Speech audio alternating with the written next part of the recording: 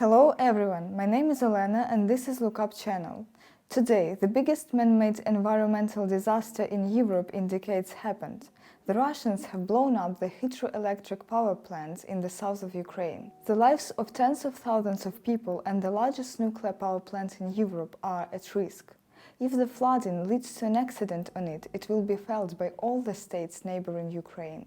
A critical dam and a hydroelectric power plant along the front line in the south of Ukraine was destroyed on Tuesday early morning, putting thousands of people at risk of flooding and raising questions about safety at a nuclear power plant upstream in Zaporizhia, the largest in Europe. The critical Kakhovka dam spans the Dnipro River, a major waterway running through south of Ukraine, and there are multiple towns and cities downstream, including Kherson, a city of some 300,000 people before Moscow's invasion of its neighbor Ukraine. Multiple senior Ukrainian officials and military figures accused Russia of sabotaging the dam. President Volodymyr Zelensky blamed Russian terrorists, and Ukrainian officials said that Russian forces had caused an explosion at the facility. A local Russia-appointed officials claimed that Ukrainian shelling was to blame. In recent days, Ukraine's forces have increasingly taken the fight to Russia's entrenched front lines in the south and east ahead of a widely expected summer counteroffensive. Obviously, the Russians blew up the dam to protect themselves from the Ukrainian counter for which they have been waiting for more than a month. In Russian channels, the Russians have long described the future Ukrainian counteroffensive as follows. First, a diversionary strike on the territory of Russia itself on Belgorod-Obryansk, then a diversionary strike in the center of the front in the Donbass, then a crossing of the Dnipro in the Kherson region and strikes in the direction of Melitopol, in the Zaporizhia direction of Volnovakha. In the Belgorod region for already a week, a real military operation has been going on. In Donbass, in the Bakhmut direction, the counteroffensive is yet to come as well. Yesterday, Russian soldiers already spoke about the Ukrainian offensive on Volnovakha, and they have been talking about the beginning of the formation of the Ukrainian bridgehead in the south of Ukraine on the left bank of the Dnipro reeds for about a month. Therefore, the development of real events in all directions from where the Russians feared a Ukrainian offensive coincides with their fears.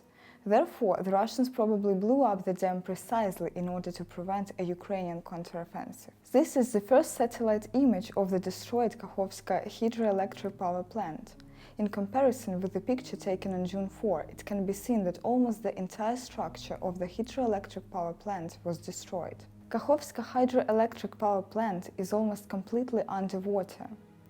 About 16,000 people had to be evacuated in Kherson and villages on the right bank near the Dnipro River, controlled by Ukraine.